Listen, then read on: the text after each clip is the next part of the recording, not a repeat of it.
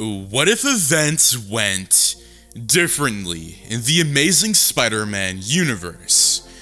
What if Gwen Stacy was bitten by the radioactive spider? What would have happened?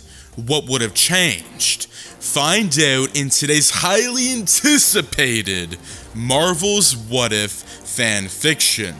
I do want to say thank you so much for the amazing support, my fellow watchers of the Multiverse, and we're entering a brand new Bitten by the Spider series. I hope that you guys have been enjoying the What If Peter Parker and Gwen Stacy got bit by the spider, but it's now time to dive into Gwen Stacy's fate in the Tasmverse, so I cannot wait to get into this scenario.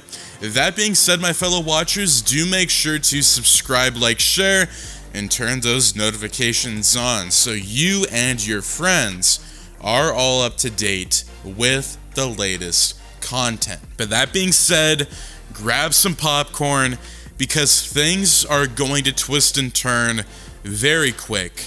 I can't wait to get into this. Location: Midtown Science High School, New York. Time: 1 p.m. Gwen Stacy was rushing to get to work. She was interning at Oscorp Industries, and due to her classes, she was already late. She held her notebooks to her chest as she dashed through the hallway heading for the door. She was almost at the end of the hallway when she collided with Peter Parker.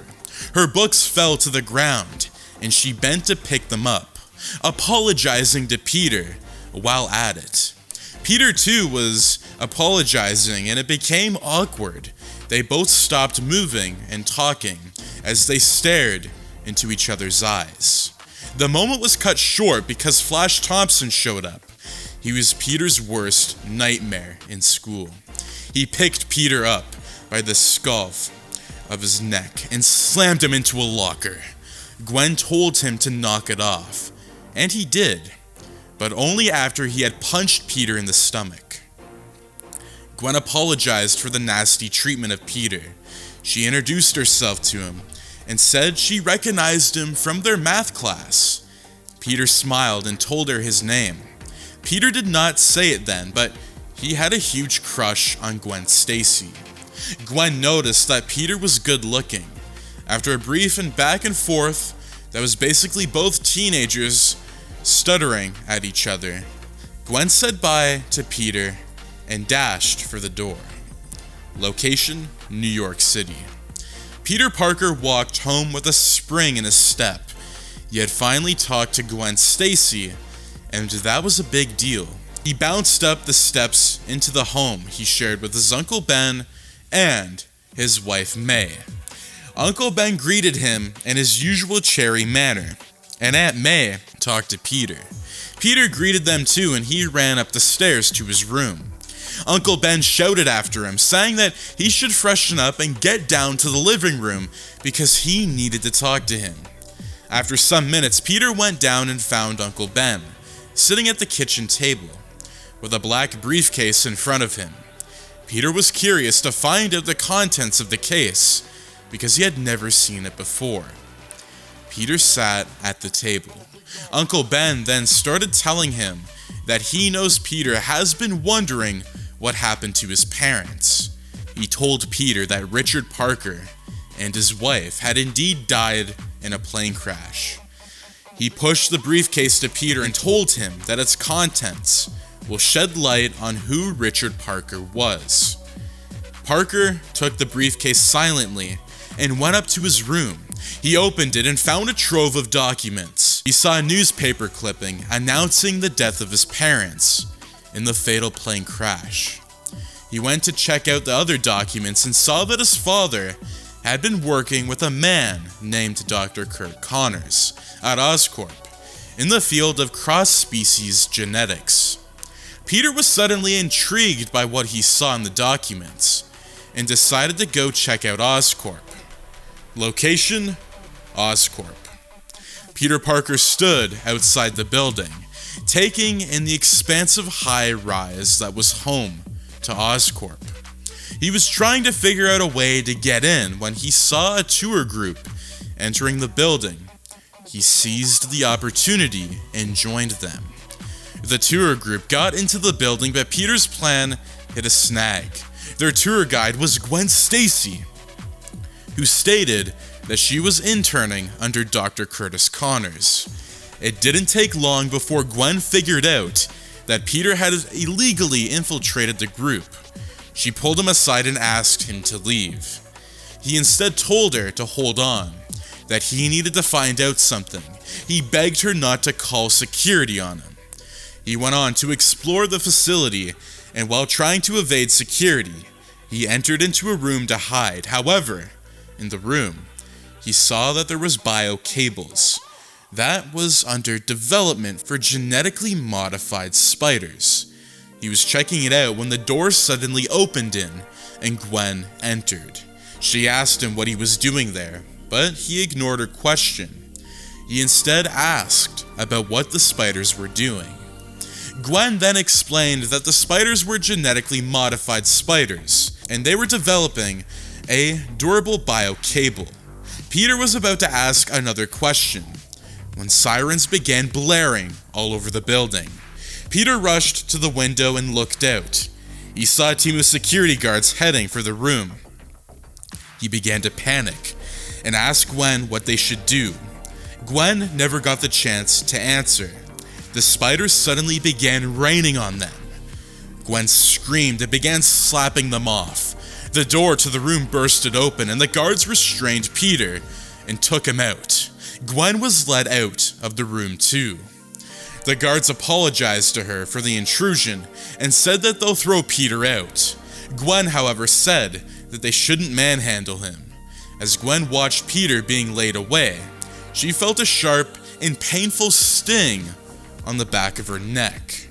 She yelped in pain and swatted at the spot. She reached into her dress and removed the offending spider. It was dead. She dropped it on the floor and muttered a curse. She walked away while rubbing her neck. She got to her department and Dr. Connors asked her what all the fuss was about. Gwen said that an intruder broke into the spider room, but it was all resolved now. Connors studied Gwen for a moment and then asked if she was alright. Gwen answered that she didn't know. Connors told her that she looked sick and that she could take the rest of the day off and go home if she wanted to. She agreed and she tried defending herself that she'll be fine, but Connors insisted that she leaves. Gwen then fully agreed and took her bag, and she really didn't feel well. Location: New York City. Gwen Stacy sat in the subway train, trying to sleep, but it wasn't working because she was uncomfortable. She tried to drown out the voices around her, but was unsuccessful. She opened her eyes and saw that she was the only female in the subway car. The men were looking raggedy and 3 were approaching. She told them to go away, but one was bold enough to come up to her.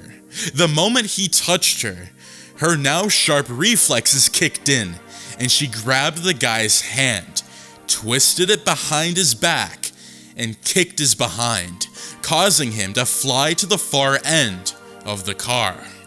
While she was surprised at her sudden strength, she hoped that her actions will get the other guys to back down. She was wrong. The other men charged at her and jumped and clung to the roof of the car. She kicked one right in the nose and broke it, and heard the sickening sound of the crunching bone. She got down and punched the other guy in the sternum.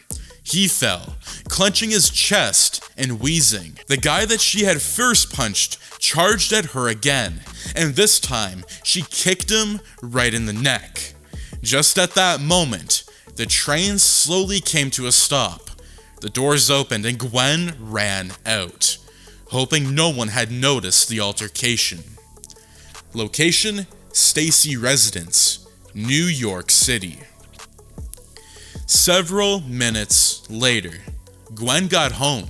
Her father, Captain Stacy, and her mom were at home. Captain Stacy looked at Gwen with concern and asked her if she was alright. Gwen replied that she was fine. She got to her room, closed the door, then stood in front of the mirror. She looked at herself, then looked down at her hands. Surprisingly, she didn't feel the pain of beating those guys.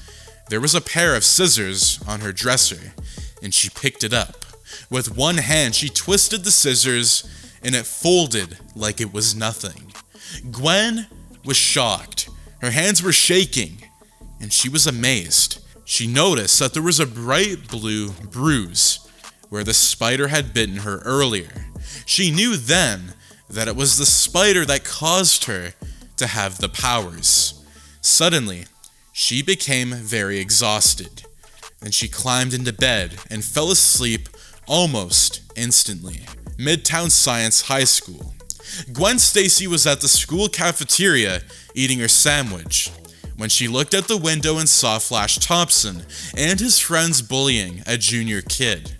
She thought about going to help the kid, but thought better of it because of how unpredictable her newfound powers might be. Then, Peter Parker went to stand up to Flash. It was pretty admirable to see, but Flash punched Peter in the stomach. The guy fell to the ground. Now Gwen couldn't afford to stay neutral. She dropped her half-eaten sandwich and went outside. She went there and pushed Flash off of Peter. Flash asked her not to meddle in this. He said if that she wasn't a female, he would have taken her on. Gwen said that he would never be able to fight her, female or not. This statement made several other students gather around to encourage the fight. Flash then made the mistake of trying to punch her. She held his hand, twisted it behind him, then used her free hand to force Flash's face down into the wet soil. Everyone laughed at Flash. When he got up from the ground, his face was covered in mud. Flash wanted to retaliate, but was stopped by the arrival of the vice principal. Meanwhile, Peter thanked Gwen for showing up for him. He complimented her combat skills. She smiled confidently and thanked him for the compliment. Location: Midtown Science High School. Mr. Thompson was in a bad mood. He had been called to the school because his son had fought with a girl and had his ass handed down to him. As if that wasn't enough, the girl in question was getting a slap on the wrist. Stacy had been given a week in detention, while Flash got 40 hours of community service for trying to assault somebody. Mr. Thompson pulled Flash aside in the hallway and scolded him for getting beaten by Gwen. He told Flash that he was ashamed of him. Flash hung his head and did not say a word. Mr. Thompson only stopped talking when Gwen Stacy stepped out of the principal's office. Her parents had been called, but none of them actually came because they were already busy. Mr. Thompson looked at her with a deep loathing and then told Flash that he was leaving. When his dad was gone, Flash went to Gwen, grabbed her by the arm, and menacingly told her that it was not over yet. Gwen then walked away from him without saying a word. She got to her locker and retrieved her bag, then walked down the hallway and exited the school building. Location: Oscorp. Flash Thompson wanted revenge. He couldn't live with the fact that Gwen had humiliated him and gotten off with a slap on the wrist. He stood outside the building contemplating what to do. He then threw all caution to the wind and walked right into the building. He ignored security and walked on. He created a scene by shouting the name of Gwen and asking to see her. It wasn't long before the guards restrained him and began escorting him out of the building. As they were moving, two scientists were walking past and talking excitedly. Flash overheard one of them say something about a super soldier serum and how it was completed. The guy said that the serum would make anybody very strong, and it was ready for human trials, and possibly being able to save Norman Osborn. When Flash was thrown out of the building, he resolved to get that serum for himself. Location: Stacy Residence. Captain George Stacy got home to find that his daughter hadn't returned home. The girl also wasn't answering her calls. While Captain Stacy wasn't particularly worried, his wife was making a fuss out of it, and she looked really worried. She said that the boy Flash could have hurt Gwen for getting him in trouble at school. Captain Stacy didn't think that would happen, but he decided to pacify by pretending to look into it. He phoned the New York Police Department switchboard and gave them a description of his daughter and dropped an instruction for patrol cops to look out for her. Captain Stacy rolled his eyes and muttered something about the New York taxpayers footing the bill for the search of his daughter. Captain George Stacy got off the phone with a detective at the New York Police Department. The man had told him that the officers on patrol duty hadn't seen Gwen anywhere. Stacy was on his way to inform his wife of the call when the front door opened and Gwen walked in. While his wife was relieved to see Gwen, Captain Stacy was absolutely livid. He yelled at her for intentionally getting everybody worried. Gwen, on her part, returned the same energy. She yelled back at her father, telling him that she needed to figure out some things about herself. Captain Stacy also confronted her about her altercation with Flash at school. He announced that he was grounding her, but she defended herself by saying that her father didn't even know why she got into the fight in the first place. In anger, she dropped her bag and left the house again. Mrs. Stacy then looked at Captain Stacy in disbelief and told him that he did well by chasing their daughter out of the house. Captain Stacy signed in exhaustion. He picked up his keys and left the house. Location: Oscorp. Flash Thompson managed to steal the keycard of Dr. Kirk Connors. Just as the man was leaving the building, the man would never discover that his keycard was gone until he arrived at work the next day. Flash got into the building easily again. Only this time there really wasn't anyone around to stop his entry. He went up to the research floor and tried to find the area that he was looking for. He found it after some time. It was in Research Bay 5. He entered the room, and sitting in a small canister was the green liquid, and he assumed it was the super soldier serum. There was a tablet on the table, and he switched it on. He saw the description of the serum. Apparently it had the capability to give the bearer increased agility, super strength, and heightened senses. He picked up the canister and studied it. The description mentioned that it would have to be injected into the bloodstream. He went to a storage cabinet and found a needle inside of it. He activated the needle to the canister and injected it into his arm. The entire liquid went right through his veins. It burned him, and he whimpered in pain. Soon after, the serum was fully injected, and Flash dropped the canister. He was about to leave when he suddenly didn't feel quite good. Before he could get to the desk to steady himself, he dropped to the floor and passed out. Location: New York City. Gwen Stacy just wanted to get away from her father. She knew he was following her, so she walked fast and used excessive measures to elude him. She found a taxi and got to town. She had spent the rest of her afternoon learning the ropes of her new powers. She could climb walls and jump from building to building. Now, she just needed to rest. She walked into a store and picked up a bottle of milk. The cashier was rude to her and muttered something about not liking blondes. She removed some money to pay for the milk, but the cashier told her the money wasn't enough. She said that she didn't have extra change and pleaded to be forgiven, but the man rudely asked her to leave. As she turned to go, the man behind her stepped up to the counter. At the door, she heard a commotion, and she turned to see that the shop was being robbed. The money in the cash register was being taken, and the cashier pleaded with Gwen to call for help, but she didn't move. The robber asked Gwen to pick up the bottle of milk, and she did. She then left the store and its owner to their fate.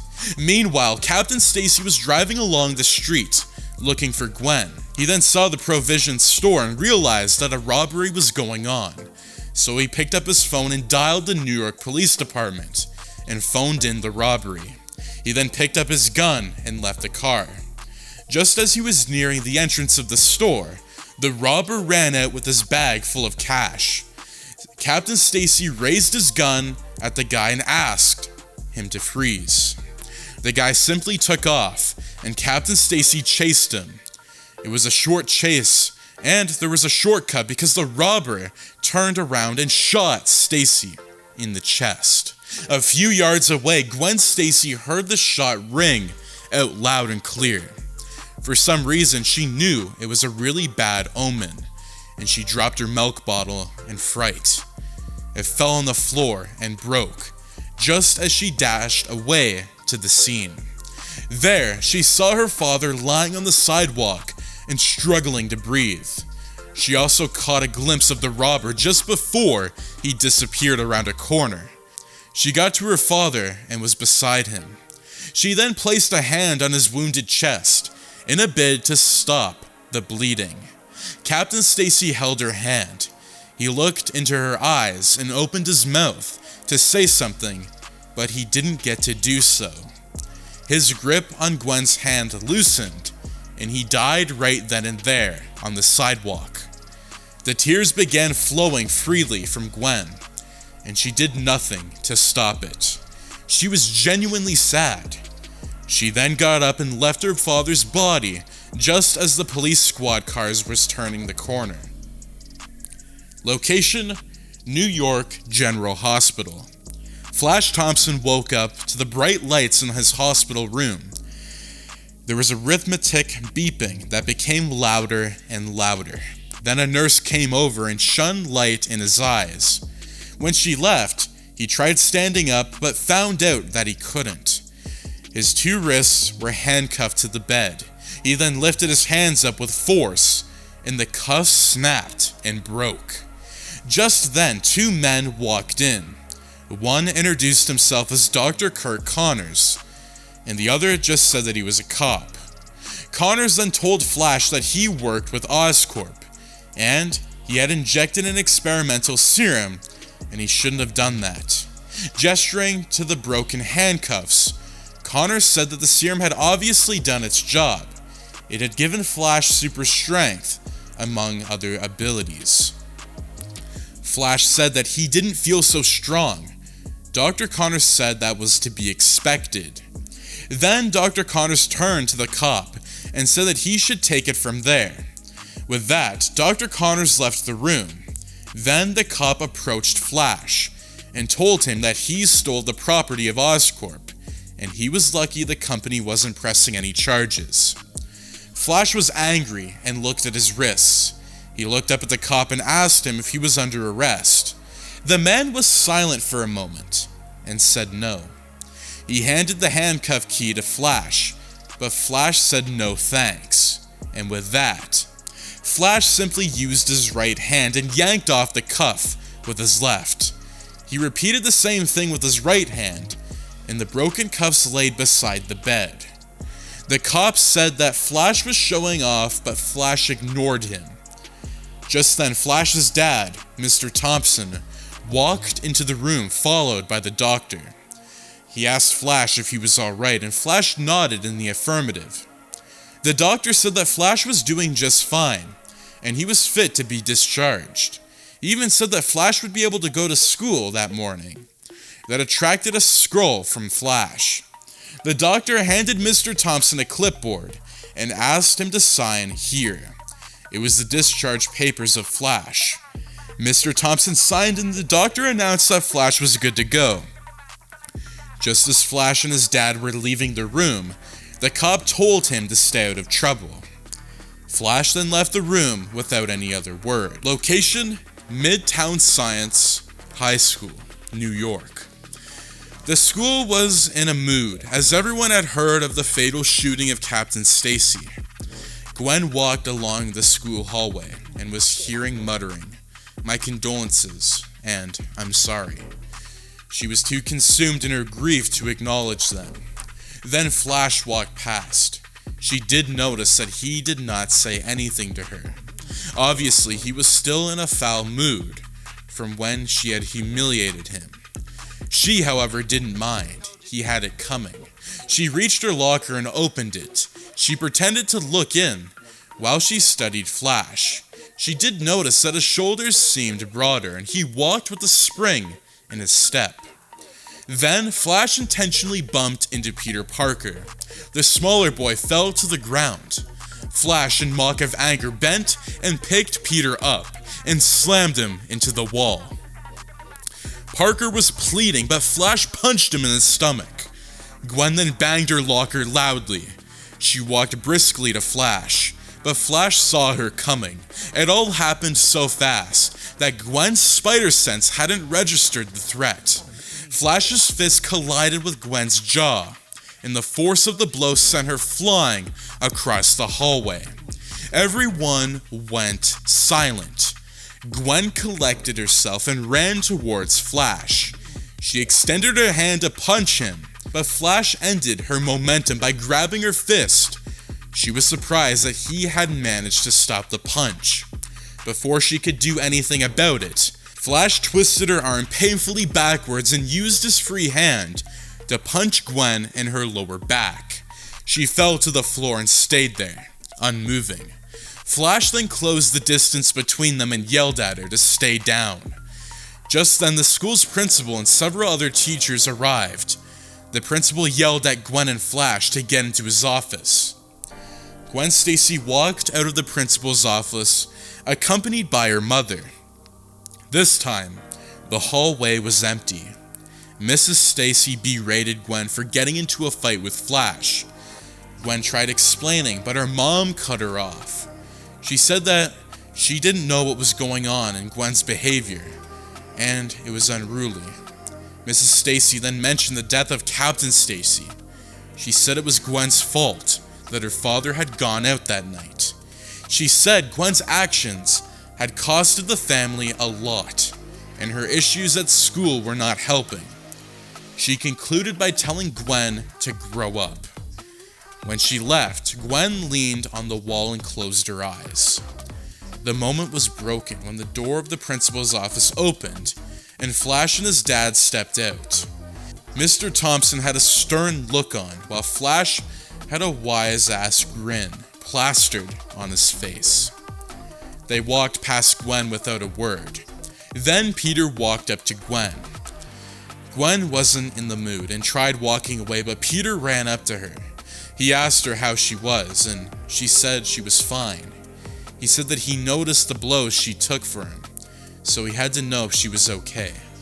Gwen rubbed her eyes and snapped at Peter, telling him that she was okay. She then said that she wasn't in the right frame of mind to be with him, so he should leave her alone.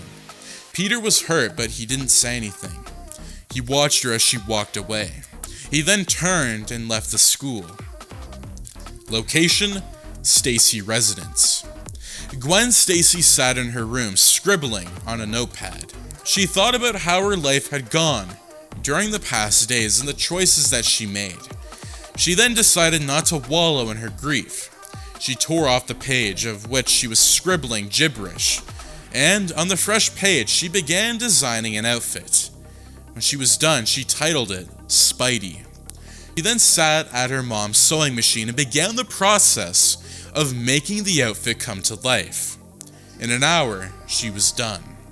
The outfit was made of spandex, and it was white and blue with a little bit of red.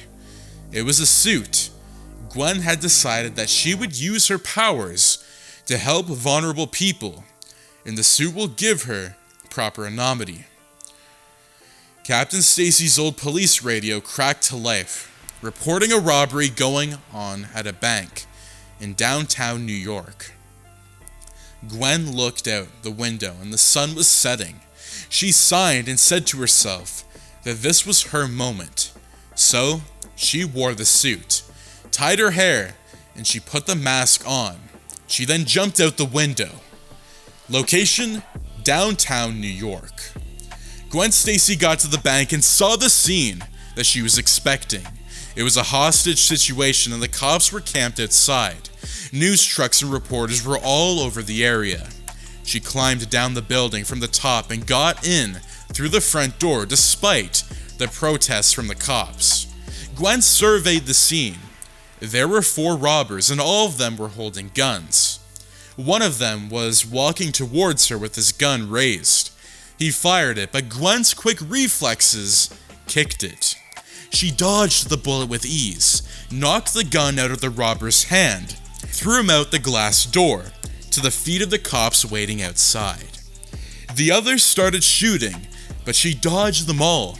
She kicked one guy in the nose and knocked another guy unconscious, while she took another guy by the neck and punched him 3 times in the face. One guy ended up trying to shoot her in the back, but she did a backflip and kicked him in the nose. The last guy dropped his gun and surrendered peacefully, after seeing that his buddies had gotten beaten. Gwen then dragged them all outside and punched them in the face, while the TV cameras broadcasted the entire thing. The cops then pointed their guns at Gwen, and one of them asked who she was. She paused for a moment and thought about it. She then answered, Spider-Girl. One of the reporters then asked how Spider-Girl was a spider without webs. Gwen then said it was a very good question. She then jumped on the building and ran up the roof, disappearing into the night. Location: Midtown High School. Gwen walked through the hallway feeling pretty good about herself. She heard everyone talking about Spider-Girl and her theories, and her heroics at the bank robbery scene. There were theories everywhere who she could be. Up ahead, Flash Thompson saw her walking through the school, with a smile on his face. He didn't want to see her happy, so he decided to confront her. He walked towards her and used his shoulders to bump hers. His strength made her body jerk, and her bag fell off of her shoulder onto the floor. The contents spilled out on the floor. Gwen quickly bent down to pick them up, but Flash had seen the Spider-Girl suit, the same one that he saw on the television. He looked at Gwen as she walked away. Then everything clicked.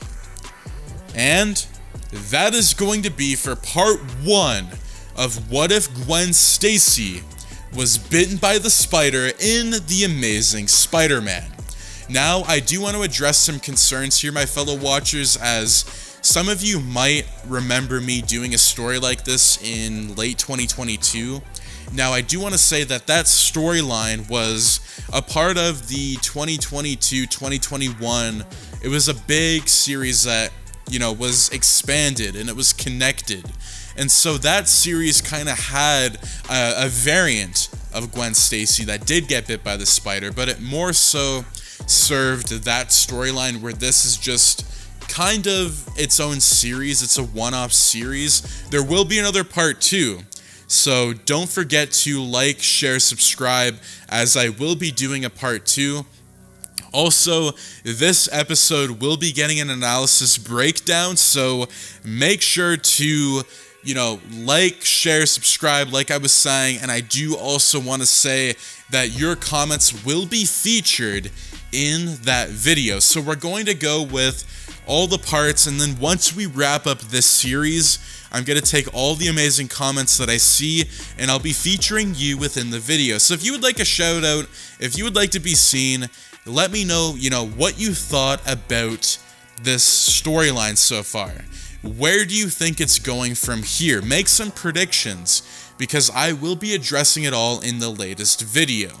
But that being said, my fellow watchers of the Multiverse, thank you so much for tuning in, and I'll see you in the next video. Take care, and have a wonderful day. Peace out.